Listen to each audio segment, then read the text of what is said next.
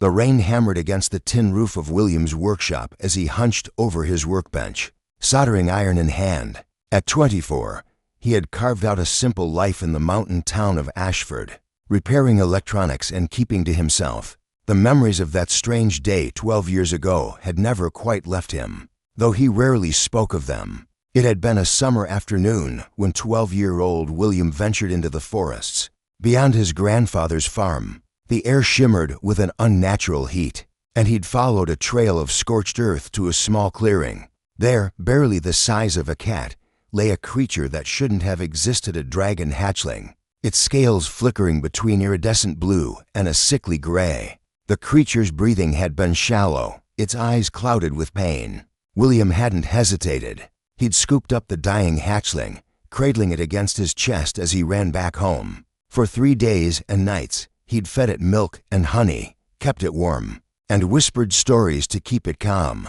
His parents had been away, and his grandfather, half blind and trusting, had simply nodded when William said he was nursing an injured bird. On the 4th morning, the hatchling's scales had blazed brilliant sapphire. It had looked at William with eyes that held impossible intelligence, chirped once, and vanished in a flash of silver light. William had convinced himself it was a fever dream, a product of a young imagination until now. The workshop door burst open. William spun around to find Kylie Chen, the town's librarian and his closest friend, standing in the doorway, her dark hair plastered to her face with rain. "William," she gasped, pointing toward the sky. "You need to see this now." He followed her outside, and his breath caught in his throat. The storm clouds had parted in a perfect circle, revealing not stars, but ships. Dozens of them, massive and gleaming, ranged in a formation that spoke of military precision. They hung in the sky like ancient sentinels, their hulls etched with designs that seemed to shift and flow like living metal. The largest vessel descended slowly, its approach utterly silent despite its enormous size. The townspeople of Ashford emerged from their homes, some terrified, others filming with shaking hands. William felt Kylie grab his arm as the ship settled in the field beyond the town limits. A ramp extended, and figures emerged. They were humanoid, but not human taller, with skin that held a faint luminescence and eyes that burned with inner fire. They wore armor that looked grown rather than forged, and at their head walked a woman whose presence commanded immediate respect. She was stunning in an otherworldly way, with scales that caught the light along her cheekbones and temples. Her hair was the color of midnight, and when she moved, there was grace that spoke of something ancient and powerful. But it was her eyes' brilliant sapphire blue that made William's heart stop.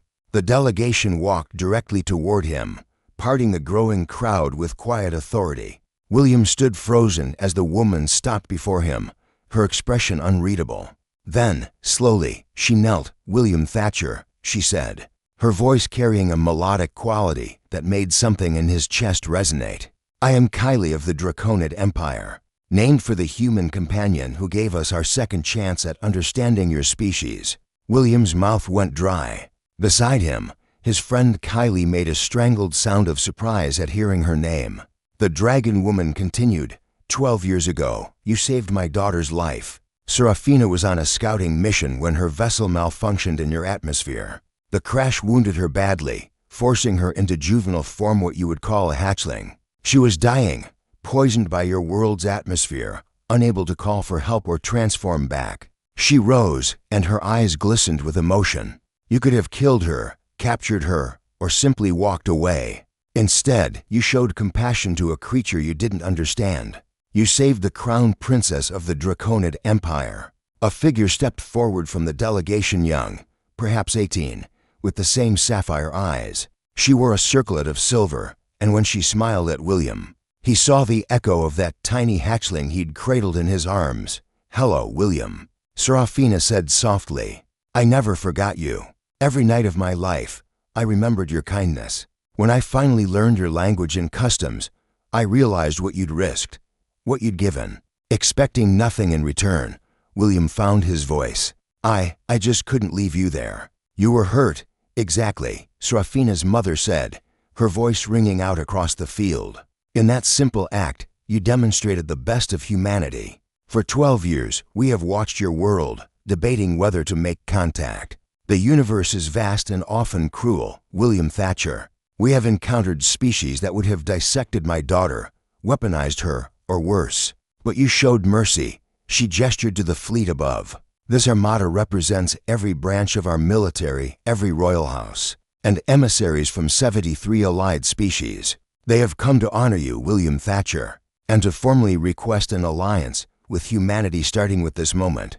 In this place, because of what you represent, the crowd murmured. A wave of sound rolling through Ashford. William felt Kylie squeeze his hand, anchoring him to reality. I don't understand, he said. I'm nobody special. I fix old computers and radios. Serafina stepped closer. You're someone who chose kindness over fear, compassion over self-interest. In a universe full of species fighting over resources and power, that makes you extraordinary. Her mother raised her hand, and a case was brought forward. Inside lay an artifact that pulsed with inner light, something between technology and magic. This is the Star of Draconis, our highest civilian honor. William Thatcher, on behalf of the Draconid Empire and our allies, we name you Friend of the Fire, First Among Bridges, and Honorary Warden of the Peace.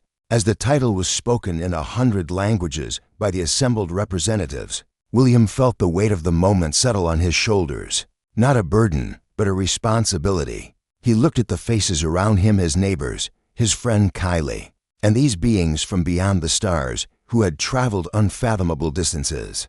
Because a boy had shown mercy to a dying creature, I accept, William said quietly. Then louder, not for myself, but in the hope that we can all learn from each other, that we can all choose compassion. The dragons and their allies bowed, and above Ashford, the fleet's lights blazed like a second sunrise, marking the beginning of a new era for humanity. All because one boy had saved a fading dragon hatchling, and she had never forgotten.